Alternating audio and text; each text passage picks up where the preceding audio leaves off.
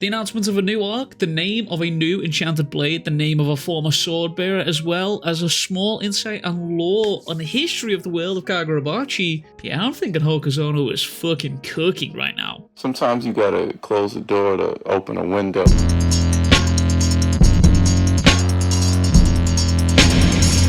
First things first, if you're enjoying the Kagurabachi content, please consider liking and subscribing for more content. We've been covering the series for a hot minute now. We read it every Sunday on the channel, and we also drop reviews. But this chapter gives us some insight into not only a former blade bearer, but also the name of the sword that they actually once wielded, as well as some hints into the Kamunabi's overall power level. Not a power scaler, but I do find the power system within this series very interesting. But we're introduced to Yoji Urahara, who is our masked compatriot here. We've seen this dude a few times, but Takeru introduces him in a way that shows off not only Takeru's seriousness, but also his comedic writing abilities, which I really appreciate, to be honest with you. Coming from JJK and other darker, depressing, more series, that the humor is it's very much welcomed and appreciated by myself. But we're shown Kaneshigi here talking to him, and all that keeps being repeated here is, this blade suits you. It's just that, over and over and over again, and it's essentially just Yoji being absolutely awestruck by this dude's presence. Some might even say glazing. Others might even say that Yoji is literally falling in love with this dude. This dude I can hear the shippers for this. Yeah, they're going crazy. I can feel it already. Anyway, Yoji explains how 18 years ago, Kaneshigi entrusted him with the Kumiyori, which is the latest enchanted blade's name that was shown to us in this chapter. And Yoji mentions how this was the absolute highlight of his life, and he fought hard in the Seitei War. Again, the war is mentioned, but it's not revealed what actually sparked the war, and why these blades were actually needed, and what these dudes were fighting that required Kaneshigi to create these swords in order to win. I mean, like, look at what the Shinuchi did with just a sliver of the blade being drawn. Imagine a wielder who has full experience and full capabilities of it's terrifying to think about. Literal nuclear weapons here. But the first couple of pages are just literally Yoji literally falling in love with Kaneshigi here, and it's the only way I can describe it to you. But he mentions how after the war ended, Kaneshigi disappeared for 15 years, which we now know he was hiding and raising Chihiro here.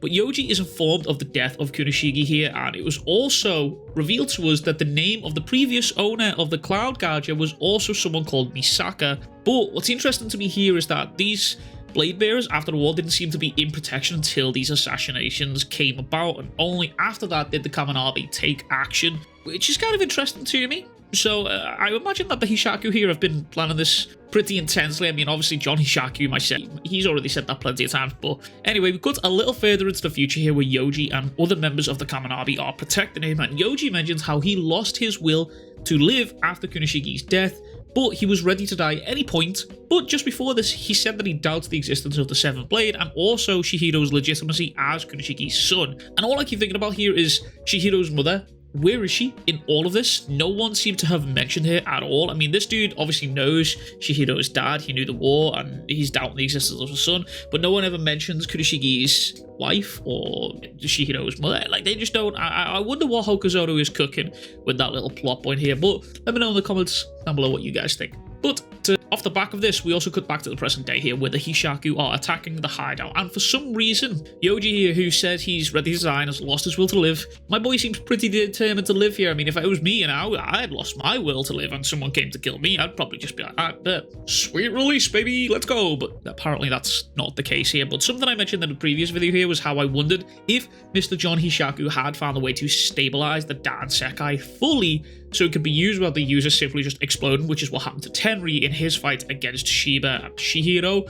But that kind of seems to have been confirmed here within this chapter here, because one of Yoji's guards mentions how they've got some sort of weird weapon and it's the same spiritual signature as the enchanted blades, but nothing about them exploding. And Yoji's guard tells him to run to Ataigo Station and they'll send new bodyguards, which just so happens to be Hakuri and Chihiro here. But Yoji mentions how these new bodyguards have to be strong because not even the guys that he had protected him here, they weren't enough. So the next group of bodyguards needs to be people as strong as Hiyuki or Azumi at least, which I thought was very, very interesting because obviously we've seen Hiyuki fighting and the Flamebone, and we've seen that Hiyuki is the Kamunabi's quote-unquote strongest fighter, and we know that the Flamebone is a weapon capable of matching these enchanted blades, but we've only seen partial manifestations of her abilities.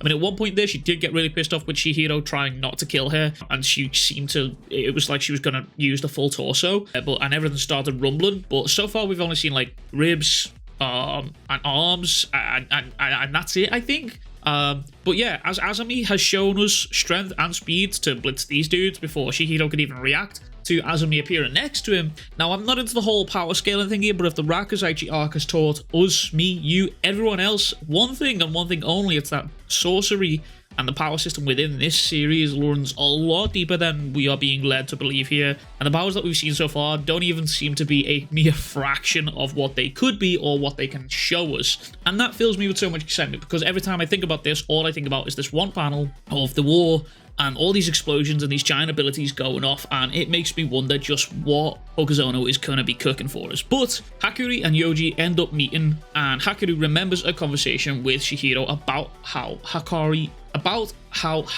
is special. And normally, there is only one kind of spirit energy in a person's body, and it's limited to a person's body. It's limited, basically. But if you seal an eternal contract with an enchanted blade, the price paid is losing your original sorcery. But I believe Chihiro is telling us here that Hakuri can use two different types of sorcery, being ISO and the storehouse, and because of that, he could probably wield a blade and also use his own sorcery. What sorcery he loses? I imagine it's a coin toss here. I would probably like to see him lose the ISO ability, because obviously the offensive capabilities of whatever enchanted blade he could use in the future would definitely overshadow ISO here. But it turns out Hakuri quite isn't fully healed, which I mentioned in the previous video, how Takeru is hammering home just how fast things are pacing and progressing by showing Chihiro and Hakuri not having healed up before moving into their next big fights here. And this is shown by Hakuri literally trying to activate his sorcery and his body giving out on him. The dude just hits the nosebleed and just collapses, with Yoji panicking a little bit and being like, yo, the fuck is going on? But it turns out Yoji here, even with just a regular sword, is no slouch. He ends up absolutely taking out 4 sorcerers with just a regular blade. However, this isn't the first time we've seen this, because we saw Sojo bully multiple folks without Cloud Gouger in the bathhouse here. We even saw Azami bully these dudes here that I mentioned before without his sorcery. And the biggest example was the Hishaku leader just bullying Chihiro with just raw hand strength and dexterity. I mean, obviously he uses a little bit of the sorcery to like hold them back for a little minute, but when they actually fight, he doesn't use his sorcery. But Yoji does notice how these guys weren't using the same weapons as they did at the fortress, and mentions how there must be a restriction. Now, I'm wondering if it's a time limit type beat.